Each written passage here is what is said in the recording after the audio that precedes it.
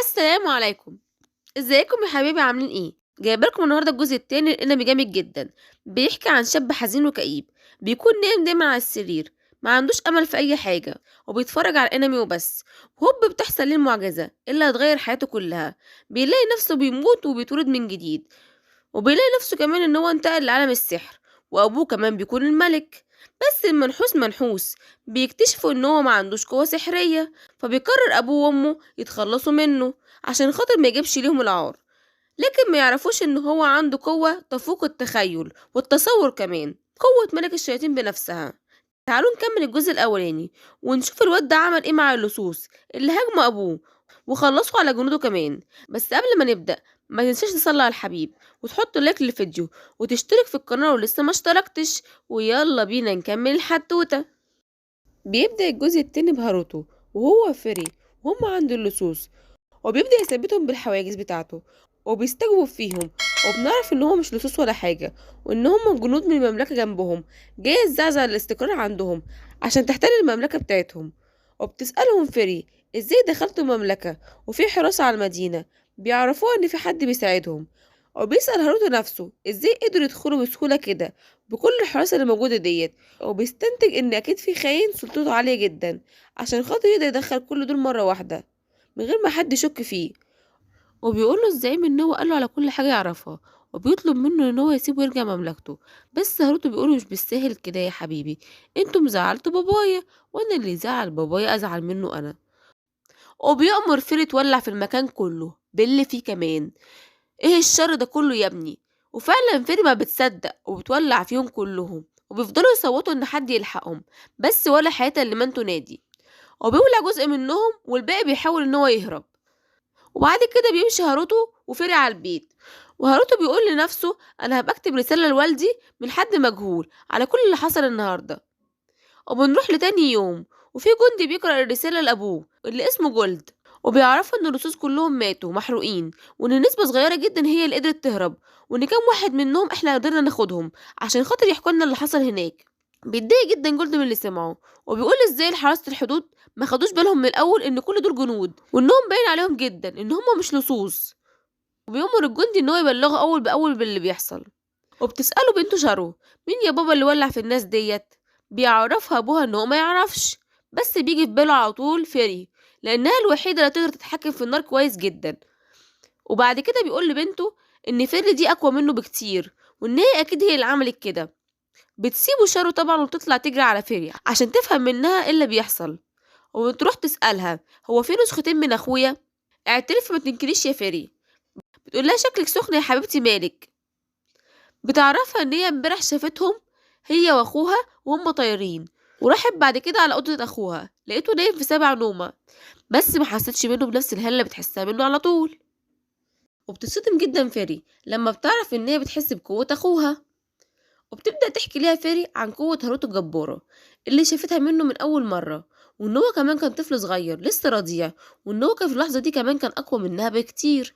بتصدم جدا البنت من قوة أخوها، وبتروح على طول فيري تحكي لهاروت اللي حصل معاها، وإن هي كمان أخته شافتهم هما طايرين امبارح، وإن هي كمان اكتشفت النسخة بتاعته.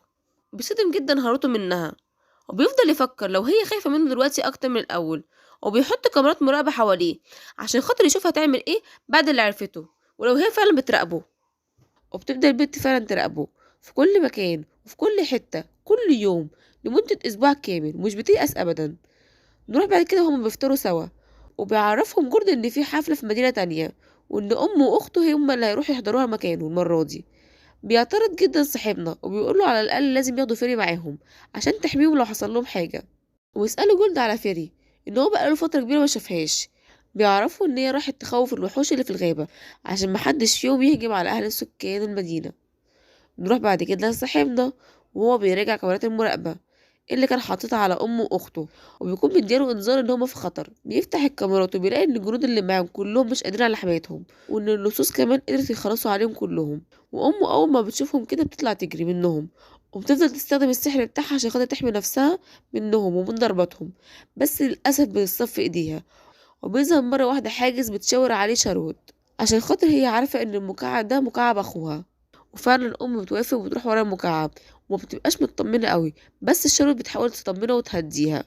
وبعد كده توصل لآخر الطريق، وبيبقى المفروض إن هي تنط عشان خاطر تنزل لتحت، بس بتبقى خايفة جدًا، وشارلوت بتحاول تشجعها، وإن هي تستخدم الحاجز بتاعها عشان خاطر تحمي نفسها من النطة، وفعلًا بتعمل كده، بس للأسف قوتها بتكون يا عيني جابت آخرها، وبتقع على الأرض، وتحاول تهديها شارلوت وبتقول لها خلاص إحنا وصلنا يا ماما والكهف هناك أهو، وبيروحوا فعلًا عليه، وبتدخل الكهف وبتلاقيه منور، وبتفرح جدًا إن هو أمان، وبتروح تسيب شارلوت، وبتقول لها إن هي هتروح تطلب المساعدة من البطل اللي دلّهم على المكان دوّة. بتسألها شارلوت يعني إيه بطل يا ماما؟ بتعرفها إن البطل ده قوي جدًا، وإن هو اللي بيقتل الأشرار، وإن هو طيب جدًا، وإن هو بيحقق العدالة ما بين البشر، وبتخاف البت عشان خاطر هتسيبها وتمشي، وبتطمنها الأم، وبتمشي فعلًا، وبتعمل حاجز على الكهف عشان ما حدش يقدر يشوف بنتها، بس للأسف الجنود بتشوفها، وبتسألها على بنتها، والأم طبعًا مش بتقدر تقول لهم على مكانها، بس الجنود بيقولوا لها بدل أنتِ هنا يبقى هي كمان هنا، ودي مسألة وقت مش أكتر.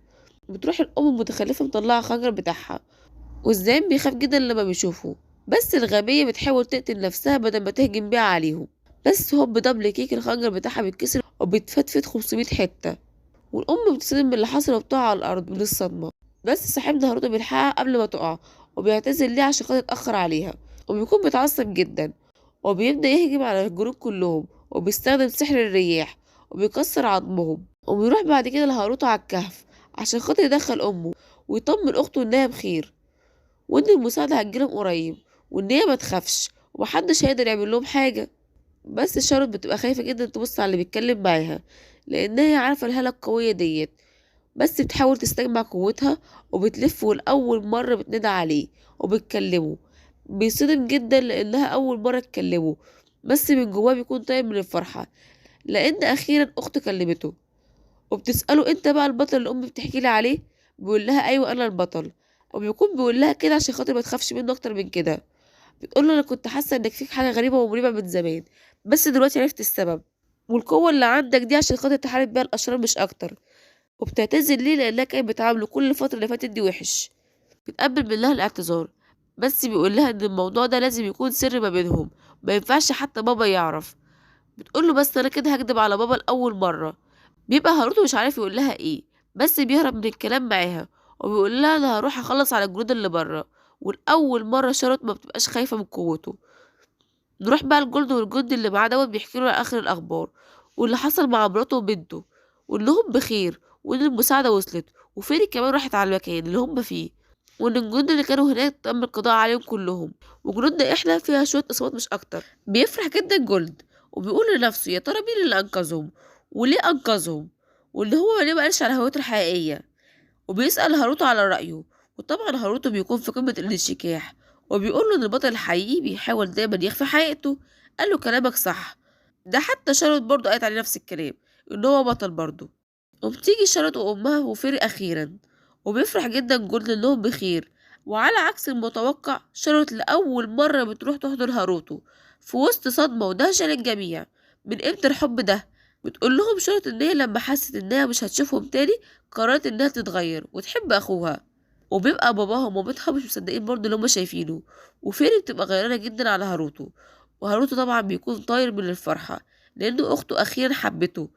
وبنروح بعد كده لشارلوت وهي عند هاروتو وبتقوله يلا نلعب، وهاروتو بيقول لها خضتيني ايه بيخبطي الأول، وبنعرف إن شارلوت بقت كل يوم عند هاروتو وبقت بتحبه جدا عكس الأول لأنها مبقتش تخاف منه وشافته إن هو أخوها البطل. وبتشوف شارلوت السحر بتاع هاروتو وبتسأله عليه، بيعرفها إن هو سحر قديم واسمه الحواجز، بتعرفه أخته إنها تعرف مكان كتب كتيرة جدا للسحر القديم وإن ده في المكتبة. بيفرح جدا هاروتو لأن حتى باباه معرفش يجيب له الكتب ديت. بيروح بعد كده على المكتبة وبيصدم جدا صاحبنا من حجم المكتبة الكبير، وبتروح أخته تجيب له الكتب وبيبدأوا يقرأوا فيها سوا، وبيندمج هو وأخته في القراءة، وبيقول إن هو شاف المعلومات دي في إلبي قبل كده، وبيفتكر إن هو كمان بقاله فترة كبيرة جدا ما شافش إلبي، وبتسأله طبعا أخته يعني إيه إلبي ده، اللهم إن كان سحرا فابطله، بيقول لها ما تخافيش دي حاجة كده مش هتفهميها غير لما تشوفيها، بتقول له احكي لي انت بس وانا هتخيل وهعرف. بيتحمس جدا جدا من كتر حبه في القلبي، وبيقول لها ان هو عبارة عن رسومات بتقدر تتحرك وتتكلم. بتتصدم جدا شارلوت وبتقول له ده نوع جديد من السحر انا نفسي اشوفه قوي، وبيبقى صاحبنا مش عارف يعرفها ازاي ان ده في المستقبل وان هو مش موجود دلوقتي، بس هي بتحاول تستعطفه عشان خاطر يوريهولها. وفعلا صاحبنا بيحاول، وبيعدي اسبوع وصاحبنا الجامد قدر ان هو يجتاز الحواجز الزمنية، وقدر ان هو يخترع كمبيوتر، وقدر كمان ان هو يخش على موقع الياباني بتاعهم. بتتصدم جدا شرط من شكل الكمبيوتر، وبتقول له هو ده بقى السحر الجديد. بيقول لها اختاري القلم اللي يعجبك. بتختار قلم بنوتة كده كتكوتة زيها، وبتفضل تتفرج عليه، وبتبقى في قمة السعادة، وبتكون مستغربة إن الصور بتتحرك وبتتكلم، بس بتبقى مش فاهمة هما بيقولوا إيه. بيقول لها هاروتو إن دي لغة يابانية وتعليمها صعب جدا، بس البنت بتكون متحمسة جدا وبتقوله علمها لي بليز. بيوافق طبعا صاحبنا وبيبدأ يعلمها الحروف اليابانية، وبيصيد أكتر من صورة استجابتها، وبتكون نجحت في المرحلة الابتدائية في ساعتين بس. ايه الجمدان دي يا بت، عبقرية زي اخوكي. وبيعدي شهر وشارلوت بتكون اتعلمت اللغة اليابانية كاملة، وبتقدر تتفرج على الانمي براحتها، وبتجيبه لنفسها كمان، وبتفضل تقلد فيهم وبيكون مبسوطة جدا. وهنا هاروتو بيخاف عليها، وبيسأل نفسه إن البنت دي أكيد عندها قوة سحرية كبيرة جدا، وإن الانمي ده هيشغلها عن استكشاف قوتها ومهارتها، وإن أنا المفروض إن أنا أمنع عنها الانمي ده عشان خاطر تنمي قوتها ديت. وبيقول لها انا مش هسيبك قاعده طول النهار قدام الانمي ده، وهحدد ليكي 3 ساعات فقط في اليوم. بتتضايق جدا من كلامه، وبتقول له ان هي اتعلقت جدا بالانمي، بس صاحبنا برضه بيرفض. وبيروح بعد كده عشان خاطر يتعشوا، وشارلوت بتكون نايمه على نفسها خالص بسبب فرجتها طول اليوم على الانمي. وبيسأله جولد الفترة الأخيرة دي شارلوت بقت قاعدة معاك على طول، انتوا بتعملوا ايه؟ بتصحى شارلوت وبتقوله ان هما بيدرسوا السحر القديم. بيفرح جدا وبيقوله خلي بالك من اختك عشان خاطر ما تغوطش قوي في السحر، هي لسه صغيرة. ونروح لتاني يوم، وجولد رايح يقضي على شوية لصوص وبيودعهم، وبتقوله مراته خلي بالك من نفسك المرة دي عشان خاطر ما يحصلكش حاجة. وشارلوت بتكون خايفة جدا على باباها، بس هاروتو بيطمنها ان هما فعلا شوية حرامية مش جنود زي المرة اللي فاتت، وابوكي قوي جدا وهيقدر يخلص عليهم بمنتهى السهولة. بتقوله بس انت البطل، والمفروض انت اللي تتحول وتروح تنقذ الناس من اللصوص ديت. بيقول لها ايوه شغل الانمي هيبدأ يطلع عليا انا دلوقتي.